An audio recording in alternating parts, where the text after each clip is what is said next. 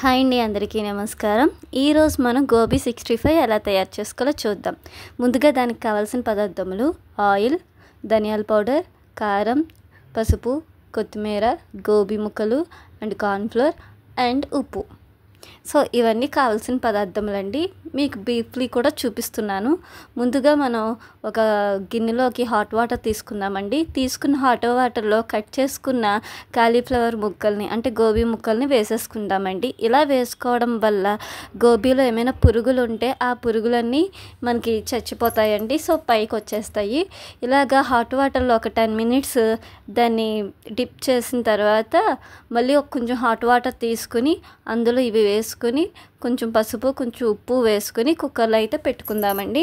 So ఇలాగ 4 whistles వచ్చాక ఇలా వడపెట్టుకుని పక్కన పెట్టుకుందాం. ఈలోపు మనం గోబీ 65కి కావాల్సిన క్రీమ్ని అయితే మిక్చర్ని అయితే మనం తయారు చేసుకుందాం. ఒక బౌల్ తీసుకుని అందులో ఒక స్పూన్ కారం, అలాగే నేను స్పూన్ అండ్ హాఫ్ వేసుకున్నానండి కారం. నాకు సరిపడిగా కొంచెం పసుపు, అలాగే కొంచెం ఉప్పు కూడా వేసుకుంటున్నానండి. సో ఉప్పు కూడా వేసుకుంటున్నాను. చూడండి, 1/2 స్పూన్ ఉప్పు వేసుకుంటున్నాను. ఏంటి చేతితో వేస్తుంది అని అనుకోకండి. నేనైతే చేతులు బాగానే వాష్ చేసుకుని చేసుకుంటున్నా. అలాగే ధనియాల పౌడర్ కూడా వేసుకుంటున్నానండి. అలాగే కొంచెం గరం మసాలా పౌడర్ కూడా వేసుకుంటున్నా టేస్ట్ కోసం.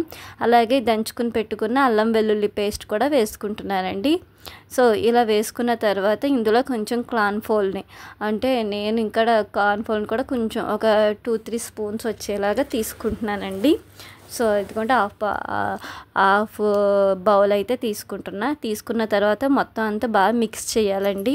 సో మనం చేతితో చేసిన దానికన్నా స్పూన్తో చేసింది అంత టేస్ట్ ఉండదండి. అది మీకే తెలుసు. మిక్సీలో ఆడిన పచ్చడి కన్నా రోట్లో కుమ్మిన పచ్చడి చాలా బాగుంటుందంట. ఇది కూడా సేమేనండి.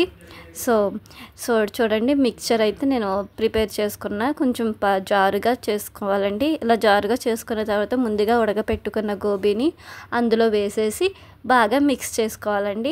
ఈ కార్న్ఫ్లోర్ మిక్సర్ అంతా గోబీకి పట్టేలాగా మొత్తం అంతా కలుపుకొని పెట్టుకోవాలండి.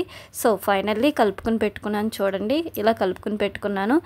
ఇప్పుడు మనం ఒక బౌల్లో మూకిడిలో ఆయిల్ తీసుకుని అది బాగా హీట్ ఎక్కే వరకు ఆగాలండి. హీట్ ఎక్కిన తర్వాత మనం ముందుగా కలిపి పెట్టుకున్న గోబీ మిశ్రమం ఉంది కదండి, అది ఒక్కొక్కటి అందులో వేసుకుంటూ వేయించుకోవాలి. సో ఇది మీడియం ఫ్లేమ్లోనే వేయించుకుంటున్నాను. హైలో అయితే గొమ్మని కలర్ వచ్చేస్తాయి కాబట్టి. సో మొత్తం అంతా ఇలా వేయించుకున్న తర్వాత చూడండి ఎంత బాగా వేగుతుందో.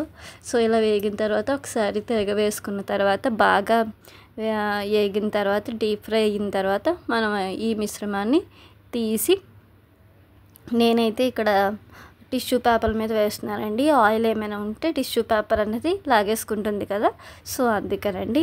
సో ఇలాగా మొత్తం వరుసగా మనం గోబీ మొత్తం అంతా ఇలాగ వేసుకుని అవి కాగిన తర్వాత మనం తీసేసుకుందామండి.